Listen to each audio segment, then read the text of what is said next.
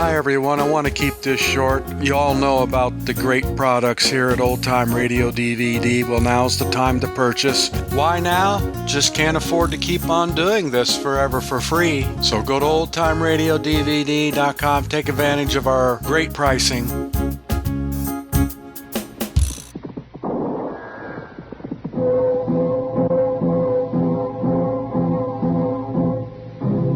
Gunsmoke.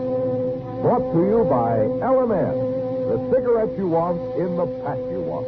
Familiar standard pack and new crush-proof box. Live modern. Smoke modern. Change to L&M.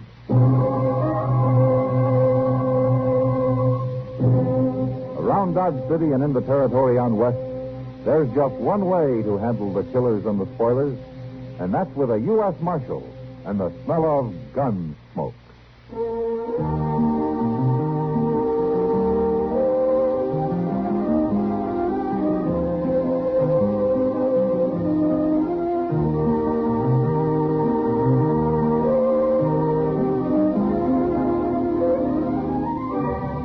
Gunsmoke, starring William Conrad. The story of the violence that moved west with young America. And the story of a man who moved with it. I'm that man. Matt Dillon, United States Marshal.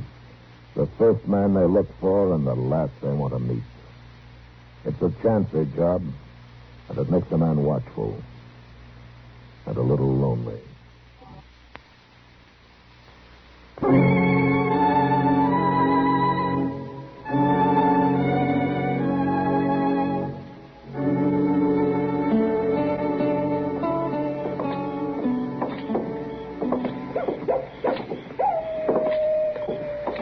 Just listen to that miserable old coyote, Mr. Dillon. Did you hear him? Yes, I heard him, Chet. We gonna stop in for long, Brad? There's no reason to. It's late. It's too quiet for anything to be going on. Well, I was thinking I sure could do with some beer to go to bed on, if anybody was buying. All right. Come on. The place does sound kind of like a morgue tonight, don't it? Well, it won't the end of next month when the trail herds start rolling in. You'll be lucky to get your foot inside. Been waiting for you, Marshal. Get your hands up. Well, Yeah, sure, Red. I won't argue with a shotgun. That's what we figured. Take his gun, Red. Yeah. You don't mind, do you, Marshal? Go ahead. Do what Hack says. He's the one who gives the orders, the way I hear it. You shut up, Marshal. Neither one of us gives orders. Huh? I didn't know you boys were in this part of the country. That's far enough right there. Unless you want to see this little lady here get her pretty looks all spoiled. Matt, I tried to think of some way to get word to you. That's all right, Kitty. Just take it easy. Yeah, that's the idea, Marshal. You too, just take it easy. Everything'll be all right. You got what you came after, Hack, or are you still trying to get it? We got it. We've been through all the boys' pockets, along with the safe and the cash box. Just fixing to leave when you stumbled in. We didn't have a chance, Matt. They walked in with the shotguns and said Kitty'd be the first one to go. Forget it, Doc. These boys, Tollett and Slade, are wanted in 6 states for bank robbery, state...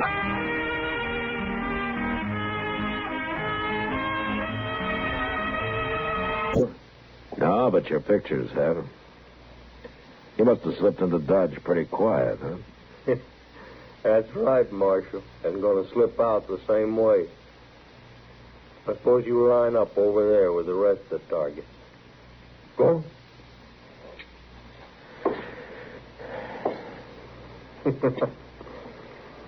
Kind of expected more out of you, Marshal, from what I heard about you. Is that so? Reputation's mighty easy to come by sometimes. All right, all of you. We're riding out of here now. We don't aim to get followed. Red, take her arm there. Here, what are you doing? Figure you boys won't be so likely to try nothing if you go along with us away. Matt? Do as they tell you, Kitty. You'll be all right. Anybody pokes his head out this door next few minutes gets it shot off. Same thing will happen to the lady. You keep the boys in line, Marshal. We got a nice little town here. Been a pleasure to visit it. Let's go, Rick. What are we going to do, Mr. Dillon? Nothing, Chester. Oh, dang it, Matt. Let's get a posse going. Get some organized here. They took $14 off of me. You just got to stand there. Hold it, Doc. And the rest of you, shut up. Simmer down now. Take it easy and stay away from that door. Matt, we can't just let them ride out. Doc, they got Kitty with them, and they're killers. One move from us, and they'll do exactly what they said they'd do to her. Well, maybe they will anyway. We'll give her the best chance we're able. That's all we can do.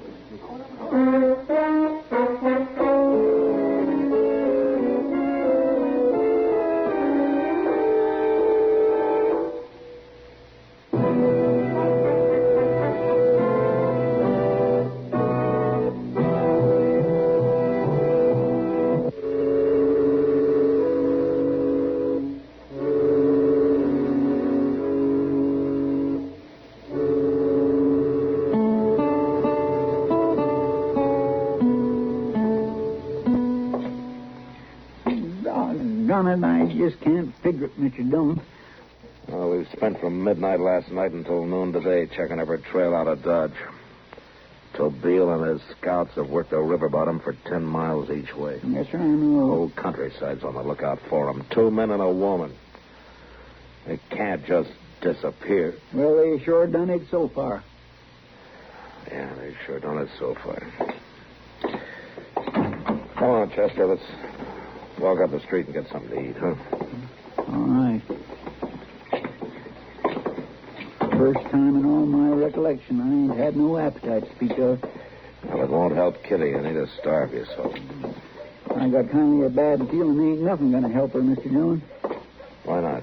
I figure they've had time now to get far enough away they won't need her no longer. Why don't you shut up? Chester, I'm sorry. I didn't mean to talk to you like that.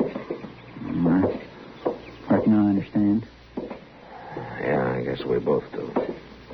Well, good afternoon, Matt. Chester. Hello, Doc. Did you find any trace of them? No, nothing. You, have a bite to eat with us? Well, I just ate about an hour ago, but I might sit down with you for some pie and some coffee. If Chester can spare a little. I ain't thinking much about food today, Doc. Oh, is that so? Well, Chester, if you ever reach my age, you'll realize come fire and brimstone, chaos and calamity, the first thing a man better look out for is his stomach. Yes, sir. So as he starts going off his feed, he starts going downhill. You betcha. And when he starts to go down...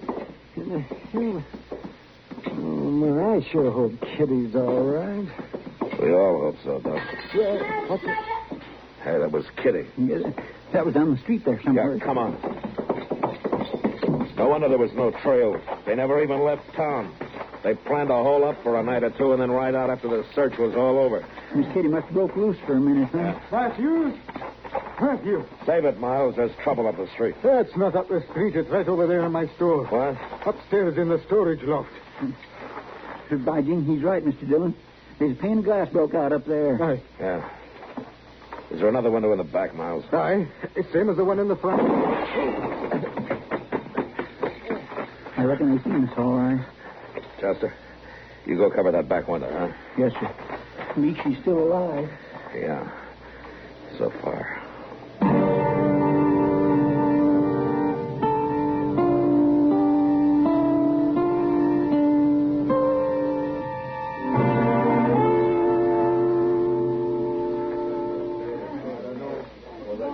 They're certainly mighty quiet up there, Matthew.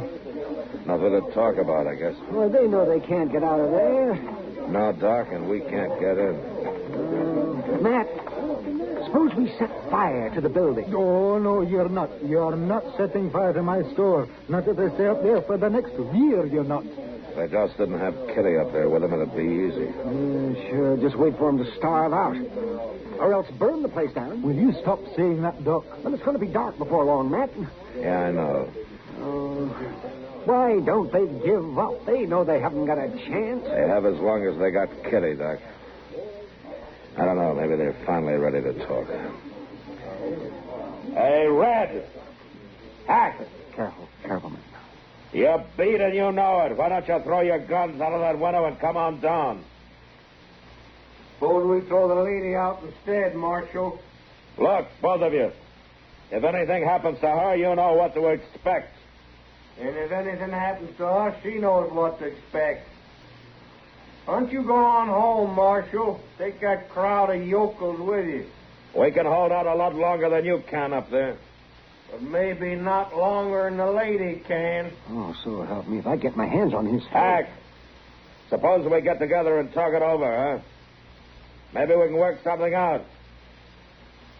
Get together how? You aiming to come up here and visit us? Unless you want to meet down here in the street. Yeah, you'd like that, wouldn't you? Well, what about it? Come by yourself? Without your gun? Yeah, sure. Anything you want. Now, wait a second, man. All right, Marshal. Deal yourself in. You gone clean out of your mind, man? You know any other way I can get into that storage loft, Doc? Yeah, but without a gun? Why not? Matt, you're just a plain doggone fool. Maybe. But there's times when being a fool's about the wisest thing a man can do. You're saying this is one of the times? I don't know, Doc. But I sure hope so.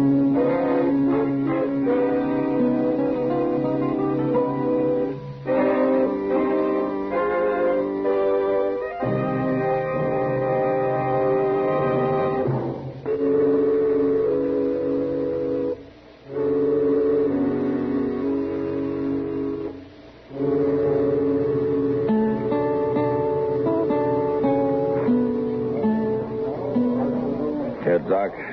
Take care of my gun, will you? You ain't really gonna do it, are you, Mr. Miller? Sure, who's gonna do it? The bull-headed idiot. But them two's killers. Chester, you're supposed to be around there watching that back window. I got Sam Noonan to take over. Mr. Dillon, listen to me now. You just can't do There's it. nothing else to do, Chester. Oh, dang it, Matthew. If it'd do any good, I'd say go ahead and burn the place. The stock up there in that loft isn't worth much anyhow. What is up there, Miles? Oh, odds and ends mostly. Stuff I don't need to get at often. The thing that's worth the most is the 20 sacks of concentrates. What do you mean, concentrates? Oh, black iron pyrites. Powdered. I took them in trade from the Black Hawk mine. Oh? I've been aiming to ship them east to the smelter. They run pretty high in silver. Well, I don't guess Red and Hack will be very interested in sacks of concentrates. Marshal, you lose your nerve? I'll be right with you, Hack. They'll shoot you down before you get halfway across the street. Why, Chester?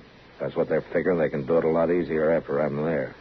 Mr. Dillon, Yeah, never mind, Chester. Well, good luck, Matt. Thanks, Doc.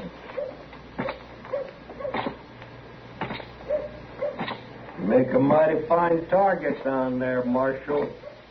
I'll make a better one at 10 feet, Hack. If you can keep your nerve that close. You listen to him, Red. He talks real brave, don't he? The stairs is over there to the side, Marshal. I know that. It's my town, Hack, remember? You don't run it too good, you know.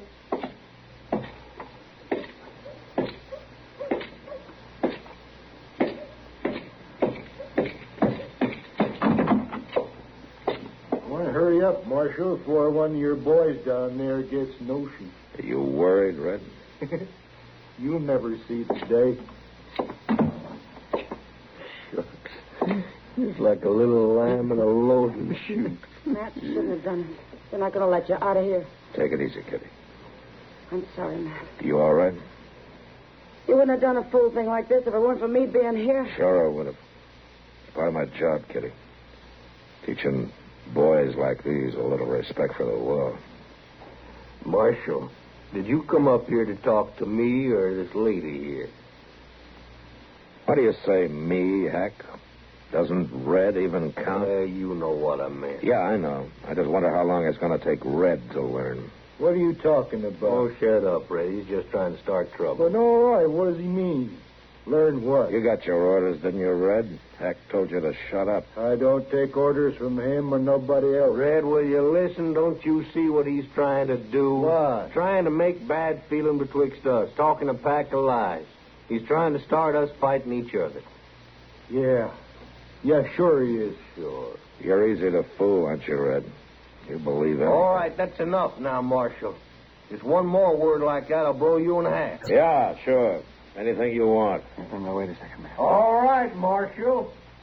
Deal yourself. He says we got a chance. Yeah, but you can't use those guns up here. Huh? Didn't you even bother to take a look at these sacks here? What are you doing there? Just hooking a spur in one of them and ripping it open. You could have done the same thing, Hack.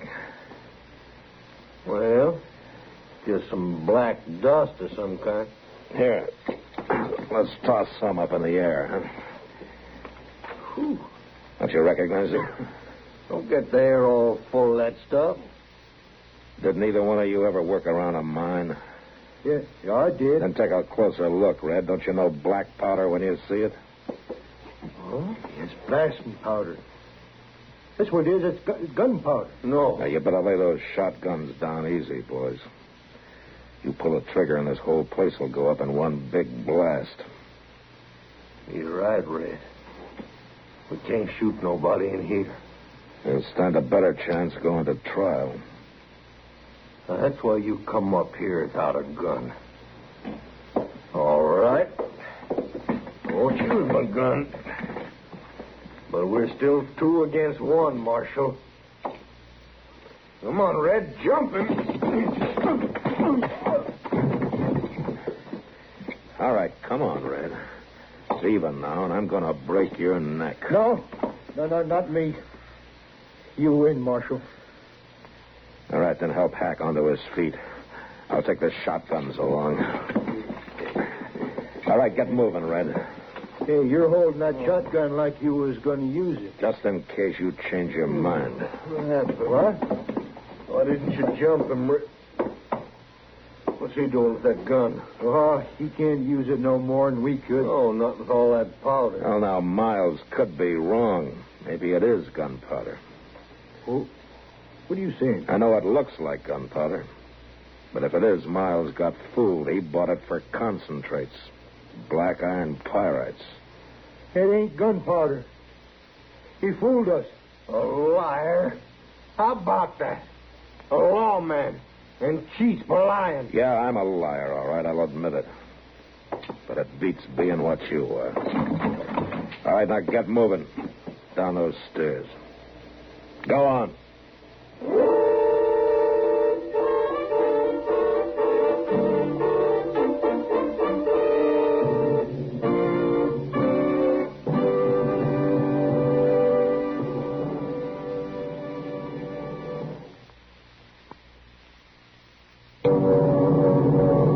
On the frontier, you could tell what part of the country a man was from and how he made his living from the saddle he rode. Center fire, 3/4 rig, Cheyenne wool, Mexican, California, or McClellan. The only trouble was, you still couldn't know whether he was out to kill you or not. Gunsmoke, produced and directed by Norman McDonald, stars William Conrad as Matt Dillon, U.S. Marshal. The story was specially written for Gunsmoke by Les Crutchfield, with editorial supervision by John Meston. The music was composed and conducted by Rex Corey. Sound patterns by Tom Hanley and Bill James. Featured in the cast were Lawrence Dobkin, Ben Wright, and John Daner. Harley Bear is Chester, Howard McNear is Doc, and Georgia Ellis is Kitty. Join us again next week for another story on Gunsmoke. This is the CBS Radio Network.